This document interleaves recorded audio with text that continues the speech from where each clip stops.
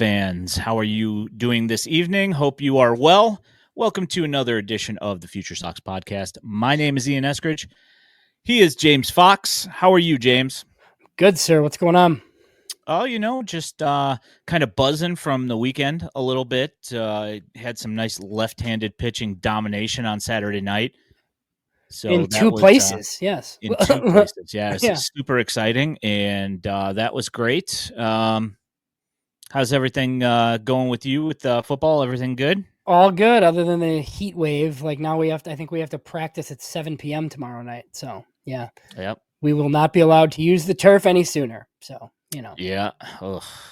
Yeah, that's rough. When you see the real feel temperatures like 104, not good. And I will say, like I joke, like the turf feels awful. Like it feels like 130 when you're standing on it. Like when it's like this, the sun's pounding off of it. Like, yeah, it's nuts. Yeah. Likewise, Alec. So Alec brings up that Ramos is back in Chicago. A flurry of moves, if you will, earlier today. Yeah. Sammy Peralta is back. I know that everybody's that's at the top of everybody's list. But Bryan Ramos is also back, so that's nice.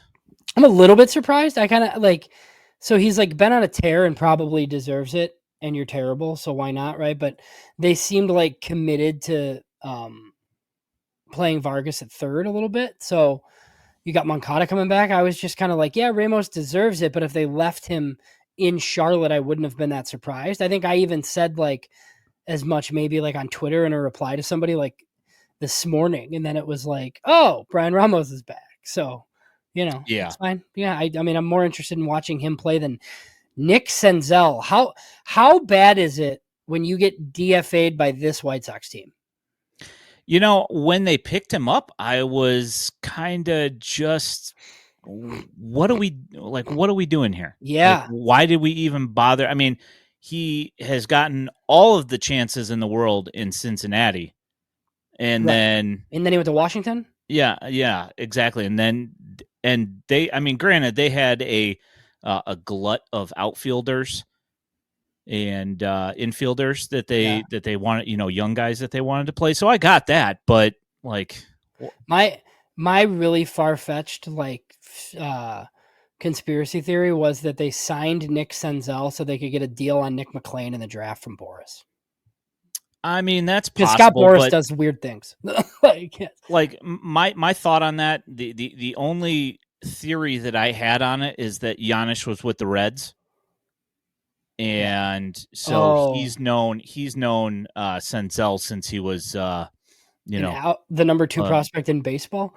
Yeah, when he actually had some prospects of being a halfway decent baseball player, which never ended up materializing, and you saw that in every at bat. It was just worthless. I mean, he's done now, right? I mean, he's not. I mean, I don't know how anybody could pick him up at this point. That was. I don't know why anybody. That was probably the end of the road, I would say, and he'll be, probably in the minors somewhere. For that's fine. But yeah, Alec brings this up as well. Would have liked to seen Mago over Sammy Peralta, and I 100% agree with that. I just think it's back to 40-man space, right? I mean, not that these guys aren't expendable, because we have this conversation all the time, right? Like, just dump a guy, but he's not on the 40 yet, and maybe they don't feel like putting him on it, and they don't want to carry him all off season. So it's just probably as simple as that. Yeah, I mean, I don't know. I've watched Sammy Peralta since I believe since he was in at least an advanced A. Yeah. And he's never really done it for me to the point where I was like, I have to see this guy.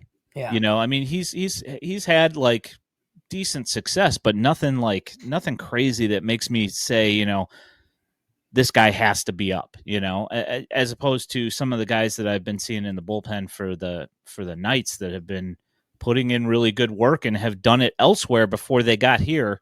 I just don't understand why we keep on doing this. And it's it saves 40-man space, but I mean, are we really worried about Sammy Peralta at this point? What's the what's the the hold up here? Like why?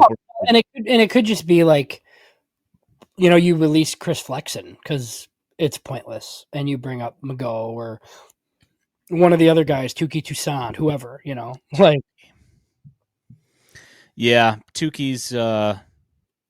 I have to imagine Tukey's like kind of, like the weird thing about Tukey is that you could see him and he could look absolutely brilliant for a couple of innings, and then he'll have just a 4 or 5 walk inning, and it's just crazy. Like you see that the stuff's there, it's just the consistency is just never developed, and it's really weird and unfortunate because he does some really nasty stuff, sometimes. Former top prospect, Tuki Toussaint. They're littered with former top prospects. Yep. So speaking of guys that got option today, Kai Busch also sent down back to AAA. Yeah. Any thoughts on that? I think some struggles. I think it's similar to what we've seen, right? Like they sent Cannon back, they sent Nastrini back, and then I think the second time Cannon came back, he was much better. Nastrini not so much, but we kind of talked off air, like might have finally turned a corner here, figured some things out. He's looked pretty good his last few times out. So maybe it's just the same thing for Kai Busch. It's a lot more walks than like I think we were used to seeing from him. Yeah. That's not really the real version of him that I think they were expecting. So he'll just go to Charlotte and tinker with some stuff, and the big league team doesn't really, they could start anybody in Chicago at this point. It doesn't really matter. Yeah, it seems to me like there is a definite adaptation period from going to the minor league baseball to going to the major league baseball when they hit AAA.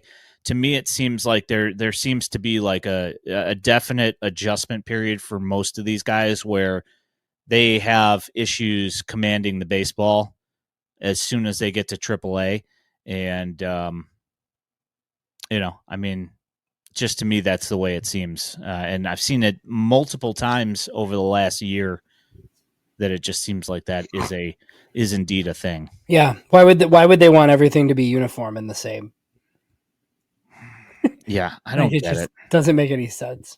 Yeah, well, I mean, I will say though that it is better than when me and my kid went to down to North Carolina a few years ago, and I have a Carolina League baseball, I've got a Southern Atlantic League baseball, and then I've got Major League baseballs from Charlotte. So before, and then you had the Super Tack ball that was in Double-A. The Birmingham tacky ball. Yeah. Yeah. So, I mean, like literally you had 4 different baseballs as you went through the minor leagues, as, as like soon ago as last year that, like there was just, it's like, what are we doing here? Well, I don't understand why they do that. Well, and Major League Baseball had like the super bouncy ball that Eloy Jimenez benefited from the one year when he somehow hit 31 homers. Yeah. I don't know. We could say that about Eloy, but I mean, there's also just the fact that he hits literally everything straight into the ground. So that doesn't help things it's hard to hit a home run when you've got like a negative 30-degree launch angle. I know. It's really tough. The Orioles fans have been quiet about Eloy Jimenez of late. Yeah, I haven't looked to see what his stats are. Yeah, it's about what you're expecting. Yeah, just ground balls everywhere. Yeah, it's not good.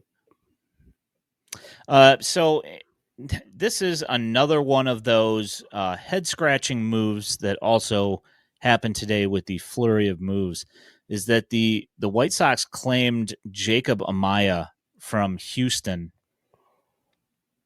I don't understand. Former Dodgers infield prospect that was traded to Miami that had some promise. Now he's with Houston, but he just has not hit at all at AAA.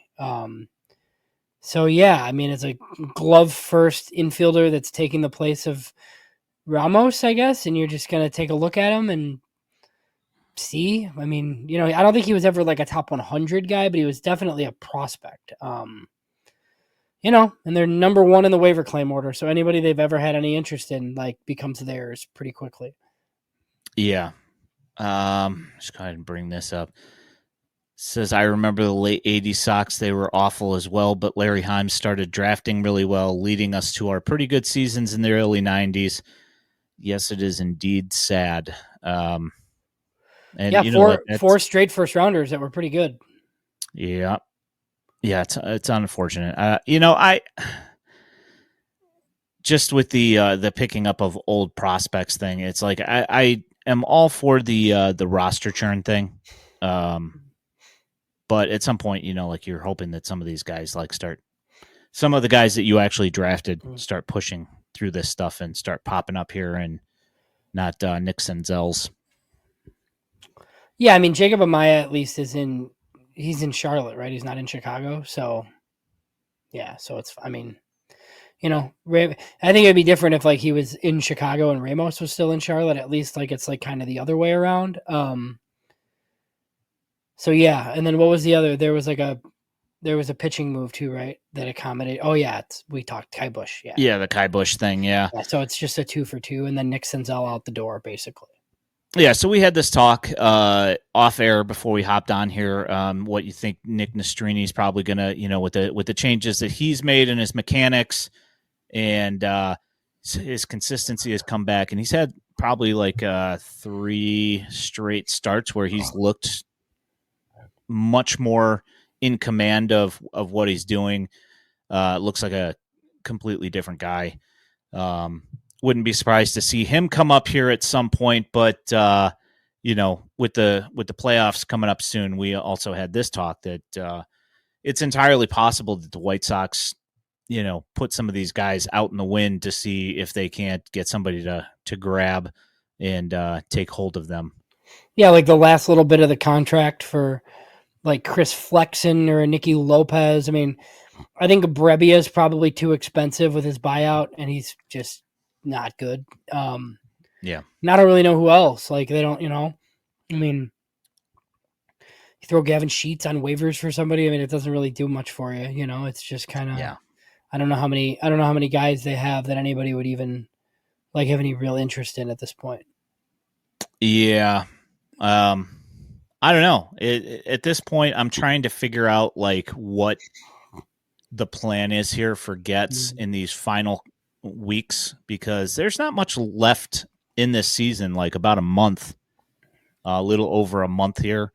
What are they? They're like at 100. This is the 132nd game tonight or something like that. Yeah. I mean, I think, and I've talked about this in the past. I think if he could like hit a button and simulate the rest of this thing, that button would have been hit. I would imagine Chris Getz wants to get on with the manager search and the search for a director of international scouting, and you could sell some level of positivity like while the team isn't playing, because that's the only, you know what I mean? And then, you're probably going to trade Garrett Crochet, and that's not a positive necessarily, right? But it's just, the beginning of like what's next here. So I think like there's like a lot of news coming. We're just gonna have to wait for it, and this September could be absolutely brutal.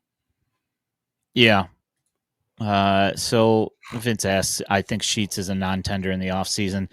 Think you keep Vaughn. What do you guys think? I that's pretty much where I'm at. Yeah, I mean, I don't think they should keep Vaughn, but I think they will. Sheets is a definite non-tender, though. You can't pay like ARB1 to him. He's not good at all. So Yeah, and I don't like realistically, like, I mean, I guess he's got service time and everything, that's been accruing, but realistically, like, I don't know what kind of raise he's going to get. Yeah, I mean, he's a first baseman with like a 70 something WRC plus. Like you can't.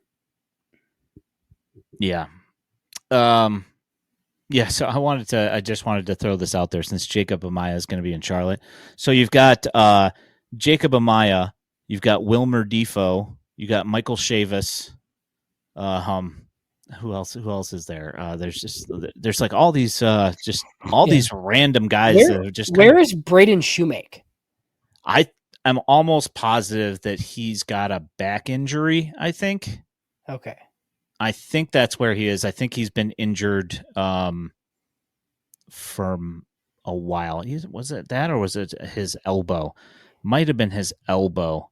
Yeah, I mean, I know he hasn't been around, but Yeah, and I mean, to be honest, like I'm fine with that because I don't know where they're going to force him into a lineup, and I would rather see Michael Chavis. I would rather see Wilmer Defoe than seeing Braden Shoemake. right. Yeah, I don't think we ever see Braden Shoemake again, but I don't think so. he's still on the 40 though, I think. Yeah. Yeah. Yes, Weird. that's that same guy. Yep. Signed him for probably in like May or so, like late May, I think, early June. And like there was also a couple of pickups for the Barons last week. They picked up Kanan Smith and Jigba. Yeah. And then Nick Podkul, who was with the Phillies with the Iron Pigs earlier this year. And he's okay. He plays a nice third base. And, they needed some reinforcements in Birmingham. Yeah. Yeah. So, I mean, at least there's like some, with the injuries that they had and like the promotions that they had, it makes sense to move some of those guys up. So this was actually addressed earlier today, Alec. Caro's back is expected to keep him out a little bit longer than expected. So they're saying that they don't think that Caro will probably get a call up, but we shall see. Did you see this from Trey about James Fegan? Because I did not see that. Like, that he expects Amaya here and Ramos to go back because they want Ramos to get every day at bats. What's stopping them from giving him every day at bats in Chicago? Jacob Amaya, I guess. Miguel Vargas, I don't know. Like, just play him at third every day. Yeah, he can have every day at bats here.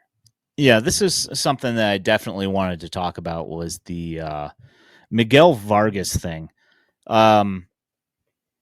It was brought up that a lot of people, and we talked about, on Twitter, we talked about this the other day. Somebody said that they wanted Amaya sent down and Ramos to come up, and your reply was, I don't think it really matters, and I'm pretty much of the same thing. At this point of the season, it really doesn't matter. But like the point that I had was that yes, I wouldn't mind seeing Ramos up because he's been putting up some really nice numbers in AAA. But what did Vargas do in AAA? Murdered the baseball.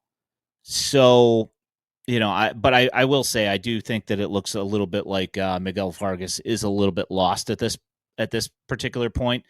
His plate discipline is still good, but the hits have not been coming. Yeah, I wonder if it could kind of be like Corey Lee, where this is like a completely lost season, but he can show something like next year, like after he has the full off season and he's back. Because I mean, my guess is he's part of the 2025 White Sox in some capacity. I have no idea where you play him, right?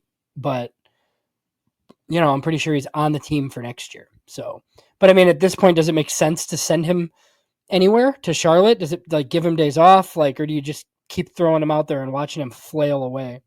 That's exactly what I'm saying at this point. It wouldn't necessarily, maybe it gives him some confidence back and he can get his mojo going again, because I mean he hit something like 348 or something at AAA. I mean, granted, it is the PCL, yeah. So right. that would help things, but yeah, and that helps you like hit the ball over the fence, but it doesn't really like make you have 400 on base percentages consistently, which is what he's done. Yeah. Yeah, Lenyn Sosa. I mean, he had a nice hit yesterday. He hasn't been phenomenal. His defense has been okay. I don't know. Yeah, this whole team is just awful. Like they're so bad. Yeah, I don't. Even like Luis Roberts turned it on a little bit, and they need it if they expect to trade him this winter. They need him to be pretty good. But other than that, man, they're playing out the string for sure, and they're going to get this record because they might win 5 more times, 6 more times. I mean, I just, sounds about accurate. Like somebody, I think I saw today what they need to go like 12 and something, like crazy, like 12-20 or something. Like they can't do that. There's no shot. No way. They can't do that. Like I don't know if they could go 12-50. Like if they had whatever, like 62 left. Like no way. No. Nope. Absolutely not. Yeah, I said the same thing earlier, Clutch. Andrew Vaughn is back. He's on his way to a batting title currently. I don't know. He had a RBI single here just a little bit ago. Yeah. Well. Yeah, he's back in. God. Yeah, and I agree, Trey. Martin does look good. We were talking about this pre-stream here. He's turned into quite the pitcher here with the addition of that nasty change, and the curveball and slider still being nasty, and he's looking good. It's nice. Yeah, it kind of reminds me of the Kevin Gausman transformation in San Francisco when Brian Bannister was there, and then Gausman left and got a pretty good contract from Toronto. So you don't have to worry about that with Davis Martin, because I think he has like 5 years of control still. But yeah, well, I mean, what the TJ sent him back like a year. Yeah. But so I don't maybe know. It's 4 years. Yeah. Yeah. So as mentioned on Saturday, we had the Hagen Smith experience for the first time. It's slated to be 3 inning Saturday starts along the lines of Noah Schultz last year in Kannapolis at the end of the year.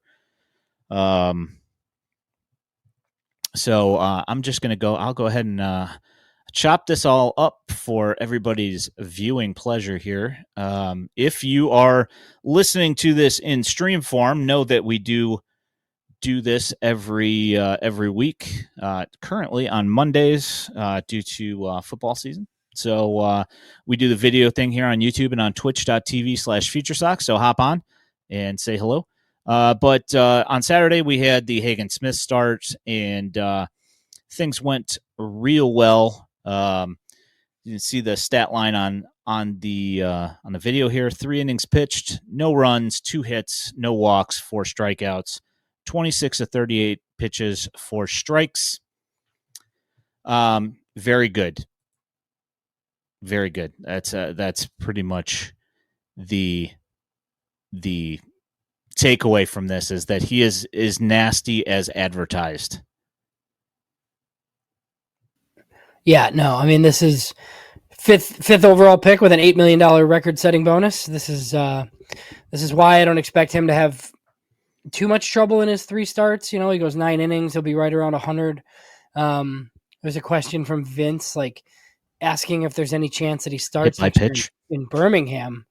I'm pretty sure he starts in Birmingham next year. So, I mean, if he just lays waste to these guys, which I'm expecting, that seems like a fair thing. I mean, that it's pretty much exactly what was done with guy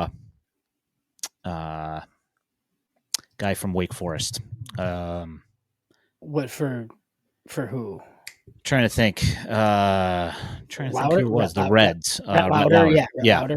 Yeah. That's pretty much exactly what they did with him, and I wouldn't, be surprised if that's exactly what happens with Smith. Where you go very pretty limited in high A and then start in double. Yeah, I could see that.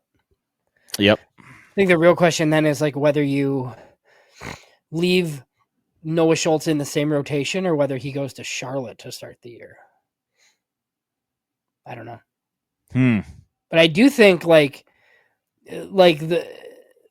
we both think the White Sox are going to be bad next year again, I do think Schultz and Smith can both debut next year. Just because how many minor league innings are necessary? If these guys are both shoving in the high minors, regardless of how bad the big league team is, you'll probably see them. I would think, anyways.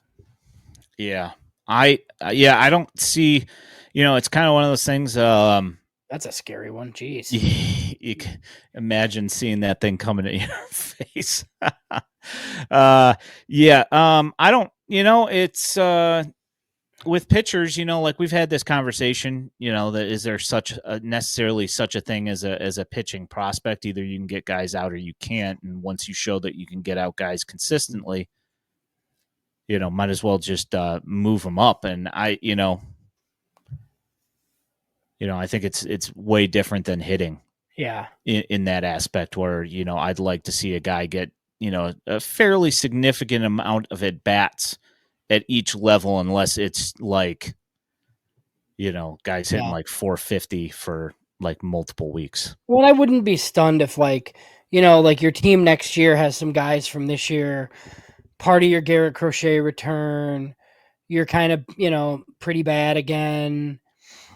But like, if you think like Colson and Caro are part of the future and like you make some deadline trades and then you see Noah Schultz and Smith in the second half with like the intention of those guys being like cogs in your 26 rotation. I think that makes sense. Yeah. Yeah, that's fair. And,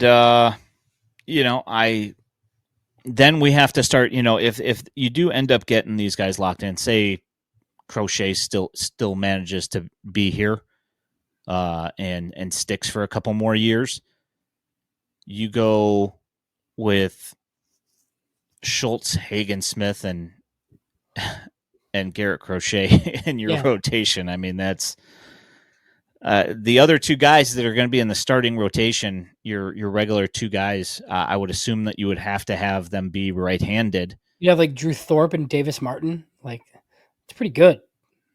Yeah, and then you have to start figuring out like what do you think. What do you plan on doing with your roster? Because if that's your set rotation, I mean, other than having like a couple of guys who are next man up for injury replacements and stuff like that, way too much pitching in the system right now. Yep. I mean, inevitably you have to trade some of it for hitters, but you have to like trade for good hitters. Yeah. Yeah, here we go. Clutch says Sox want to be the Royals, so let's say going to go from worst team to the AL Central champs in 1 year. How do you get me a Bobby Witt Jr.? Yes, that's what we need. That's the part that we're missing here. Once we figure that out, then we're good to go. Yeah, I mean, if you have a Bobby Witt Jr., everything else gets a little bit easier. Yeah. We're still waiting on that. Which is why, like going all the way back to 2019 and striking out, right? It's why it's why Bryce Harper made so much sense because, like when you have a superstar, everything's easier. Like it just is, like they've been having the same talk like across town with the Cubs this year where like Jed Hoyer built a team of like a bunch of decent players that had to hit like 90th percentile marks. Like, well, if you just like spend a little bit of that money on one absolute stud, like that guy can carry you for 2 weeks. It's just so underrated. And there's owners that like see like, oh, it's 350 million. Like, what's it going to be like on the back end? And who cares? Like, like it's awesome. Yeah. This is a fun question. James, if the Sox had the number 2 overall in 19, would they have taken Witt or Vaughn? I think they would have taken Witt. Yeah, I would hope so. I think so. Yeah. Yeah, I think they would have. But, so I look back on that because, like, I had heard some pushback from buddies just like, oh, they lost 100. They're going to lose 100, blah, blah, blah. And I'm like, honestly, like, I wish they would have lost 100 a couple times they didn't lose 100, right? Like, those times when you're, like, lose 91 games and have the 7th pick in the draft, like, yep. I'd much rather lose 105 and pick first and get a stud, right? So I looked back on that year. The Sox were 62 and 100 when they had the 3rd pick and got Vaughn. The Royals lost like 105 games, and the Orioles lost like 115. So, like, the Sox kind of did their part. It's tough to be that bad, because I thought, like, oh, they should have, like, worked harder to be worse, But it's tough. Like, the Royals lost 105 games. Yeah, it's that old thing, It's like, if you're going to be – if the season's going to suck anyway – yeah. If you're going to be bad, be the best at being bad. Right. Let's go. Well, that's where, like, under the old rules, like, right now, like, I wouldn't even care. I'd be like, oh, they have the number 1 pick in the draft locked in? Okay, that's fine. Like, Ethan Holiday. Bring me Ethan Awesome. Holiday. Bring me Yeah. Ethan Holiday. Like, they suck. Keep losing. Who cares? Like, but with the lottery system, it's a yeek. Like, there's like nothing to show for how awful they are. Yeah, Elias was the king at it, but he better hope that he doesn't go down in the wild card round again because he decided to trade for bad pitching instead of good pitching. So. And we get the number 10 pick for 127 losses. Yep, sure do. You're going to get that 10 pick and like it. Man, and like the thing is, I am so dejected by the fact that we are getting the 10th pick. And there's no shot we're getting the 11th. We are definitely getting the 10th pick. Well, they have the 10th. Yeah. But I am so just like so upset the fact that these rules just happen to change right before right before we are putting up record-breaking numbers here, that I haven't even bothered to look at, like, I haven't looked at like Tankathon at all, and I'm usually all over it or whatever, Yeah. I don't even know. Like, I kind of know some of the guys that are available. Obviously, I know Ethan Holiday, and I've seen a couple of the other guys. From Texas A&M, there's some bad. Yeah. I mean, I think like at this point, like what you hope you can get another pick and then play it the way the Nationals did, or like push a guy down to you, right? Like if you can get a comp pick somehow and pick 10th, maybe you can get the 5th best player in the class. And then you're picking one in every round after that. So look, like they should be expected to get a good player at 10. But, I'd rather pick top 3. Yeah. Yeah, I mean, I have not 100% confidence in Shirley and company, but I do have a higher than I had previous to Shirley, like comfortability factor in that they're going to get somebody and that the talent evaluation is going to be good. So there is that. But, like you said, you would rather be picking top 3 than picking number 10. That is for sure. Yeah, Trey says, I've not checked that website once all year. Yeah, there's literally zero reason to, unfortunately. Yeah. Our buddy Joe Doyle posted a picture of the odds of the number 1 pick, and it showed the White Sox just locked at 10, number 10, and I was just like, oh, man, this feels so awful. Yeah. Marlins. I don't know. It'll be something wacky. It's been a little bit wacky the first 2 times. Like the Pirates got 1, and I think they were like projected bottom 5, but not 1. And then Cleveland came all the way up from like 13. So watch the Cubs get it. With like the 11th worst record in the league or something, and they climb up. Yeah. When the Guardians got it, I was just like, of course they did. Of course they did. Yeah. I wanted to bring this up from a little while ago that we missed this while we were riffing on some of that stuff. The focus is on Hagen for now, but where did that Brizuela guy come from? Yeah. 2022 Marco international class. Yeah. Yep. Yeah. And he looks pretty good. Yeah, he's not bad. His first inning was obviously less than ideal. Gave up 6 runs in his first inning. But since then, I think he's given up. Since the first inning, I think he's given up 8 runs. Yeah.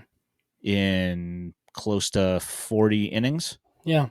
So not bad at all. Kind of a large man too. Yeah, he's pretty big. He throws gas, and he's got a nasty slider, and got a pretty nice changeup as well. So yeah, it's looked pretty good. The Sox have done okay, like with pitching on the international side. It's just like none of those guys are ever highly regarded because they're just so cheap, Like it's just like Houston made a killing doing that. Like all of like their entire rotation, like Framber Valdez signed for like $200K, like nobody thought. But then these guys just like get better. It's actually pretty interesting. Like you should just sign like a bunch of Dominican pitching every year. I mean, we've talked about this before. Like I'm all for casting a wide net.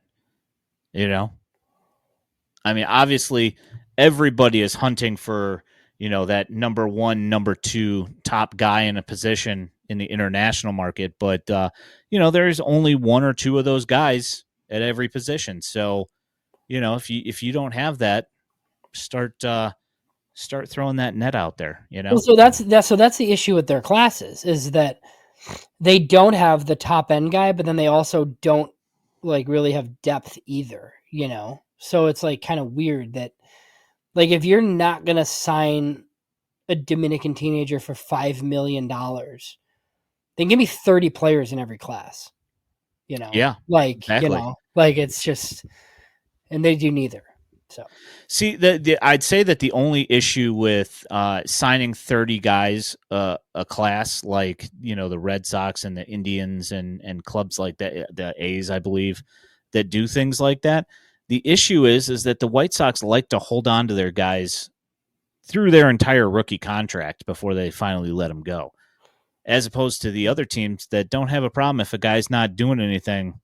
Yeah. They're gone within a year or two. Well, the Sox have done it lately with international guys. Like they've gotten rid of the bad ones. I think like the bigger issue for the strategy that I would prefer is like they should have 2 DSL teams. But you're going to need new facilities then. It like brings on a whole nother can. Because they don't because I don't think the DSL players count towards whatever the number is now. Is it 150 now? It's like it's only state size. Yeah, exactly. So if you have 2 DSL teams, like you could have 50 more players if you want in your system. Yep. I don't know if you caught this or not, but Paul Janisch was on, I think, White Sox Weekly, 2 weeks ago. And he said that they are building a new DSL facility. So that is exciting. When that's going to start construction and when it'll be done, that he did not clarify. Well, I wonder where it is because they have one of the older ones. It's in like Boca Chica, I believe. Boca Chica. Yeah, I don't know. That's a good question.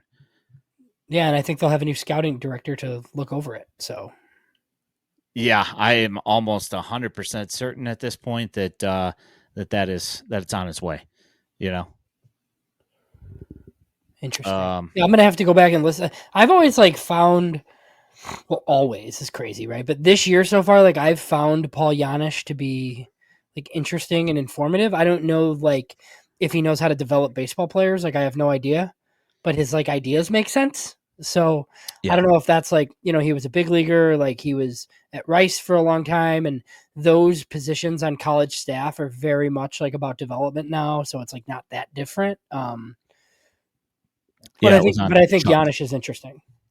Yeah, it was on the Chuck Fest. It was on the Chuck podcast? The Chuck Cast, yes. Okay.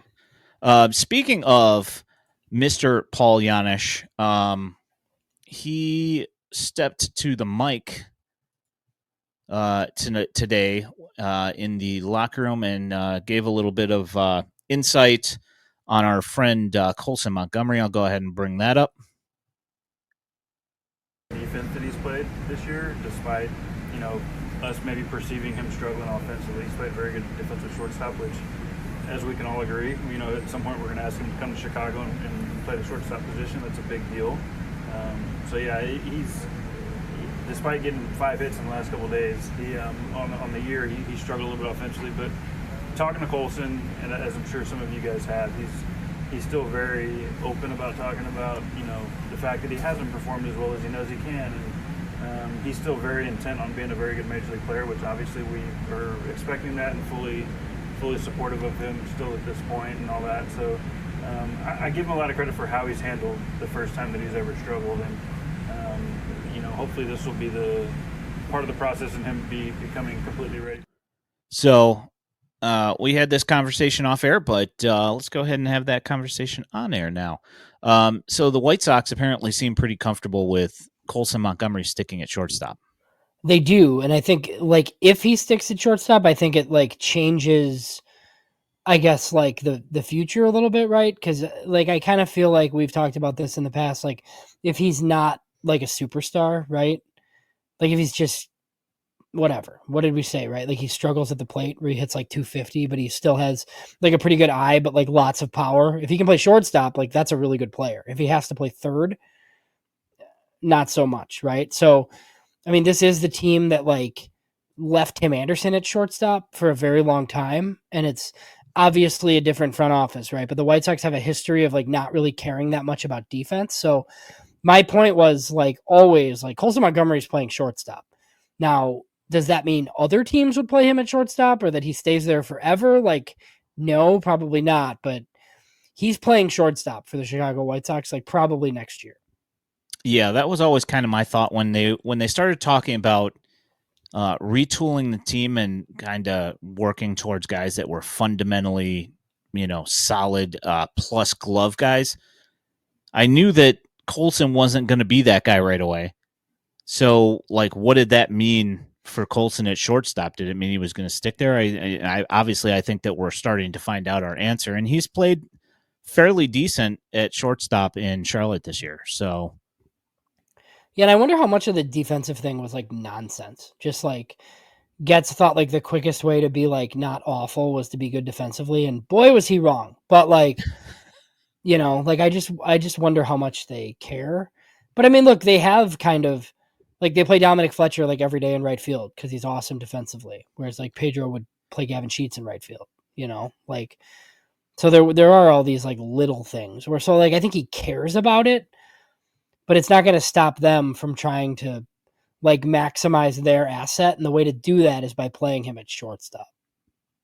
Yeah, no, for sure. Now, I mean, obviously the question's going to come in, what the bat's going to do and when they're comfortable bringing him up and, see what he can do. And, I've said this to you is that, there's kind of things about Colson's game this year that are kind of, at least to me, reminiscent of Yoan Moncada, where he's being way passive at the plate and it's costing him at bats. And, obviously that's probably, it's early in his career to start calling him out for, watching pitches. But, that's something that obviously is going to have to be improved upon for him to bring his numbers up, Yeah, because the walk rate is like still good, but the strikeout rate has gone way, way up in Charlotte. I know he's struggled with like the ABS system for sure. He's taken a lot of pitches that have been strikes. But yeah, I mean, I don't know. After hearing Giannis, after hearing Getz last week, it just doesn't seem like they're as concerned as like maybe fans are. And it's not like prospect publications seem that concerned either. Like he's still top 40 pretty much everywhere. Nobody's like knocked him off the list. Like nobody's really put him at the back half. So yeah, I think, and I wonder like how soon next year, like if it, if the rest of the year kind of goes like it does, like I'd be a little surprised if he's the starting shortstop on opening day. But I think it's quickly after that, with maybe like Nicky Lopez at short or something, like whatever, like Jacob Amaya, 2025 White Sox shortstop. Yeah, I mean, at this point, who really knows? Could be for the for opening day. It'd be kind of, I wouldn't feel good about it. I mean, I'd rather see Wilmer Defoe there than Jacob Amaya for certain. Yeah, I don't know. That's maybe it's Brooks Baldwin. That's possible. Obviously the bat has slowed down for him, but the defense has looked pretty good, and this is kind of this is kind of what happens when you come to the major leagues is that they find the holes in your swing and they exploit them, and then it's up to you to make the adjustments to figure that out. And we wait to see whether Brooks Baldwin can do that. And it's just hard when everybody's awful. Yeah, I mean, when you've got no protection in the lineup and the pitchers aren't afraid of anybody, they're just going to abuse you as much as they can. Yeah, and that seems to be the theme for this year for the White Sox is that literally everybody in the lineup's just getting abused over and over and over again. So Davis Martin ends up going 5 innings, gives up 7 hits and 1 earned run and 1 walk with 4 Ks. Yeah, sounds about right. Davis Martin's pretty good.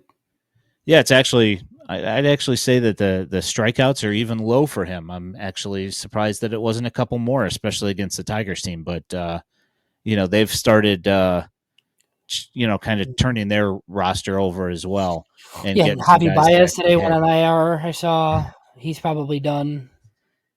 Yeesh. I can't. When that contract happened, when it happened, I was like, man, that's a terrible deal. And boy, was I right. Holy cow, has that been just a colossal train wreck? Yeah, it's not good. Some of the interesting deals, like from this offseason too, where like all the Boris guys signed late and struggled, but now I think they're all going to opt out and get paid again. Bellinger, Chapman, Snell. Snell's like going to go to market unencumbered with no qualifying offer. He's going to get paid. Yeah, he definitely is. And he's like the difference between him and the hitters that started off really, really slow for quite a while. Yeah. He had a couple of starts to start off the year were a little bit slow, but since then, obviously, he's been very good. Vince, that's like one of the lines of the century. I love it. That's good. Yeah. There's buyer's remorse and there's Baez remorse. Yeah, that's pretty good. Tell you what, man, like this is the second time I've brought up the Cubs on a White Sox podcast, but like they got it right with their core not bringing those guys back. They took a lot of heat for that too. It was like, how could you break up this team? And it's like, the one that got away truly is probably Schwarber, but I mean, like he was terrible when they let him go, and then he made some changes, and now he is what he is, right? But like Chris Bryan had no interest in being in the spotlight. He goes off to Colorado to retire, basically. And Anthony Rizzo has his back issues, like still a decent player. And concussion issues as well that they didn't even know he had. And Baez is just terrible, and it's just, yeah, I don't know. Would you trade Andrew Benintendi for Chris Bryant? With our track history with health concerns, can't say that I would. I mean, you just wait out the Benintendi years, like yeah. I mean, I don't even know if I'd go that far. I mean, like I would take a hit on the return for Benintendi, just to turn that roster bit over. Yeah. But I don't think I'd want to, even if the contracts were canceled out. I feel like Bryant is just never going to be healthy again, unfortunately. Like. Yeah, and we're going on like 4 years in a row, 5 years in a row where he's been nothing but injured. Like what, like $168 million to like live in Denver? Ish. Yeah, it sounds. I could do that. Yeah, no, I mean it's a great place to live if you're not hanging out downtown. Right, like you live just outside in a nice area where you can build yourself a nice log cabin-ish looking thing. Right. They're like you could have $168 million, but you have to live like outside of Denver. I'd be like, oh, okay, twist my arm. Oh, life is rough. Yeah.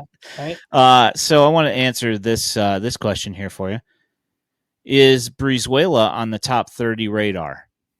So he's going to be on the just missed. I think it was like kind of a late arrival. Like we didn't really discuss him, but I mean, sure. There's a lot of guys on the like radar in like the 25 to 30 range, I would say. Yeah, I almost put him on my top 30. I almost put him on. I ended up putting Vail on instead, just because he had more starts. And, as he's gotten to advanced day, he just ended up having that an injury where he was out for like 2 weeks or whatever. And then he just threw in the Hagen Smith game and threw 2 innings of. Did you have an answer on him throwing relief innings? Like I think the reason for it was that when he came back from that injury, I think that they just wanted to get him some innings and get him out there.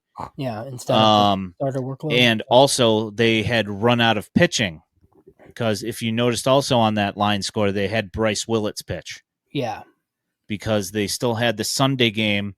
And because Aberdeen had just, like, not necessarily like scored so many runs on the dash pitching that they had to use all their pitching, but they took so many pitches that the dash had to use their pitching a lot in the last week. So they they just didn't have that many guys available. They needed to have pitchers available for Sunday as well. So that's my guess. I did not ask. I will ask though. They'll be home this week.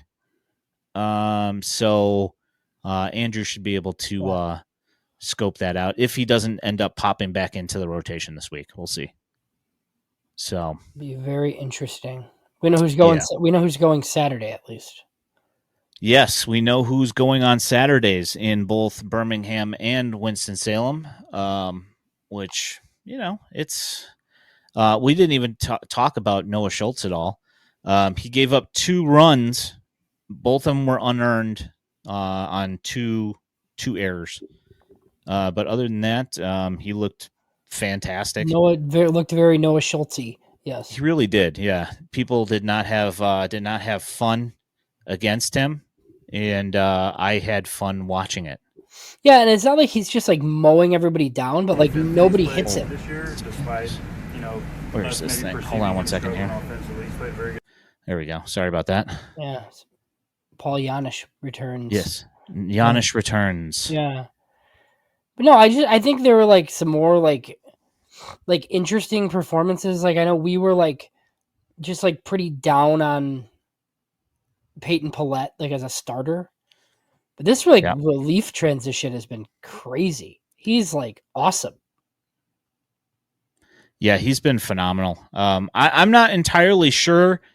Like, and I had a conversation with Andrew Murphy, their play-by-play guy, about Pallette and like what exactly made it possible for him to do what he's doing, like whether it was an uptick in stuff, whether it was a mental thing, whether it was a physical thing.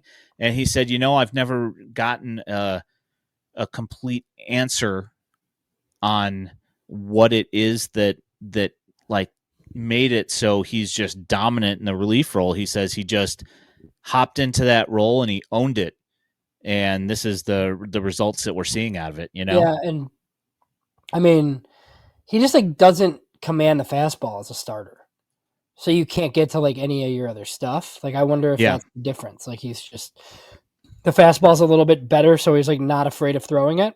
I don't know, but yeah, I mean, if he's gonna stay in a relief role, I mean, he could move pretty quick, honestly. I mean, he's at Birmingham now. There's no reason to really hold back. I'm wondering if he's a Arizona Fall League candidate. I know we haven't really dug around much for like the Arizona Fall League. It's like one of the next like interesting things. I know Grant Taylor is scheduled to be there, which should be really interesting. Like if he's healthy, he's, starting pitcher 3, like in this org behind 2 studs, and he's not far behind him, like in my opinion, from what I watched this year. I think you and I both talked off air, like Sean Burke makes sense. I don't have that confirmed, but I mean, just, the amount of innings he's missed, he needs a 40-man spot. Like he's been pretty good. So if it's, Taylor and Burke, that wouldn't be surprising. But I mean, like, I feel like a guy like Pallette makes some sense too, and like a lot of times it's guys that are AA or higher for AFL, which could explain like the promotion too. So like I always kind of look at late season promotions for AFL guys. So we'll see. That should be out soon though. I feel like we know like rosters by now or pretty soon. Yeah. So last week they announced the schedule, and I haven't looked at it, but from what I understand is that the off days have changed a little bit, and also like the schedule, like when they play games, has changed a little bit this year. And per my understanding, we were supposed to find out at the end of this week what the Fall League rosters were, but I haven't seen Interesting. it yet, so. I think there's a rule that they have to send position players. That was going to be my next question. Yikes. Yeah. I don't have any ideas. Riku Nishida?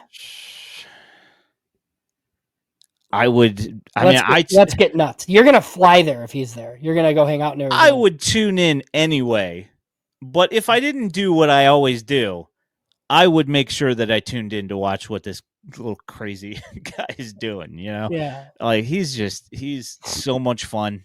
Yeah, So I would absolutely watch. Like, if they truly believe that Jacob Gonzalez has turned some sort of corner, can you risk it? Like, can you send him? Is that too much baseball? Like, I don't. That's like, what I'm thinking. I don't it would think be that. too much. Like, I don't think they send Caro or Montgomery. Like, so then at that point, like, you're sending like non-prospects, kind of. Yeah, that was going to be the question. Is there somebody that you can think of on the position side that showed up late that they would possibly need to see something more from? Is there, like I had thought possibly because Michael Turner had shared so much time with Caro at the beginning of the year and didn't catch a lot, that possibly they send him to Arizona to catch. Yeah, I can see specifically. That. But like you sent Jacob Burke there last year.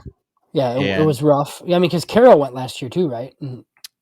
Yeah, let's see. Colson was there. Caro Colson and Ramos. But Caro's gone before. Yeah, I think he went the year before last, so 2020. I mean, do you see like a DJ Gladney possibly? Like that's possible, but he hasn't. I mean, he just got promoted to Double-A, and he's actually been hitting pretty well. That's not a bad call. I can see that. Wilfred Veras would be another one that you could possibly look at.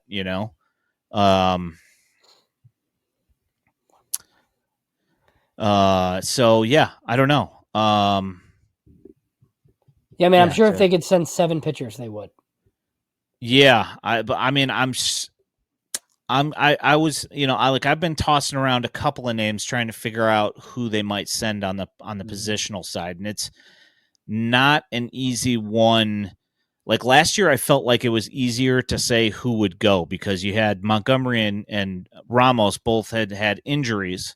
Yeah, that was easy. So it made sense. Right. But this year, like trying to think of somebody that you'd really want to send over there is like usually it's either a guy who's been injured and you need to get more at bats, you send him, or it's a guy that you're almost out on, but you're giving him one last chance to check him out and see what his deal is. And that part of the roster I have not, I've not gone through in my head to see if there's somebody that I think that fits that, Well, a lot of times it's pitchers that like need 40-man protection in December that you're like not sure on. Like I remember the year that the White Sox sent Tanner Banks, and I was like, oh, well, they must like Tanner Banks like more than I thought they did. And then the next year he's like that December he's added to the roster, and now he's like a useful bullpen piece in the majors, So yeah, now we got William Bergoya. So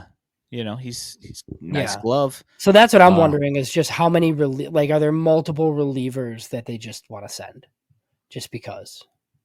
Yeah, that's like an Eric. Like, do you send an Eric Adler just to kind of get his prospect status? Kind of, like he's an interesting one because I feel like he should pitch more in Birmingham than he has. Yeah, I feel like I don't see him nearly enough. And I feel like he should pitch more. And I don't know if there's like an underlying health reason for that or whatever. Yeah. But yeah. Well, because he's actually like a relief like prospect. Yeah. So yeah, he's a guy, that they enjoy. So I'll poke around and see if I can't figure out what the heck's going on. Yeah, I'm pretty confident. I'm pretty confident on Taylor. But the rest, I don't know. That'll will find out. I just want to see that guy pitch again. Oh yeah, me too. Yeah, looking forward to that. Just to see him out on the mound and see what he can do. Can you imagine if they? I don't think they could do it because of the amount of innings he missed. Like I think he's clearly going to Winston, but if he was in the rotation with Schultz and Smith and Double-A, that would be fun. It would be. Yeah, he's probably got. He probably has to go to Winston though. I would think. Yeah, I don't think that they'd want to send him directly to Double-A. Like if he had started in Winston, we had thought possibly it might happen in the beginning. then I could see it. But because he pitched in Canny, I don't think that they would skip straight to Double A. He is the type of guy though that I think like some people may have missed a little bit. That if he goes, like, he could go to the Arizona Fall League and be like the best pitcher there, and then all of a sudden, and then all of a sudden, he's like knocking on the door of all these top 100 lists because people are like, "Oh, this Grant Taylor's awesome!" Like, you know, where we already kind of know that, have him up at 5. I think like Jim Callis has him kind of high too. Yeah, that's. But I just think there's some people that just like some people just like didn't get a chance to see how nasty he is. Because he was pitching in Kannapolis, and like that was just, he should probably have skipped that level. But I mean, you know, it's tough to know. Yeah, if you guys didn't get to watch any of the Grant Taylor starts, go ahead over to FutureSox on Twitter /X and go ahead and sign up. Search up Grant Taylor from FutureSox and check out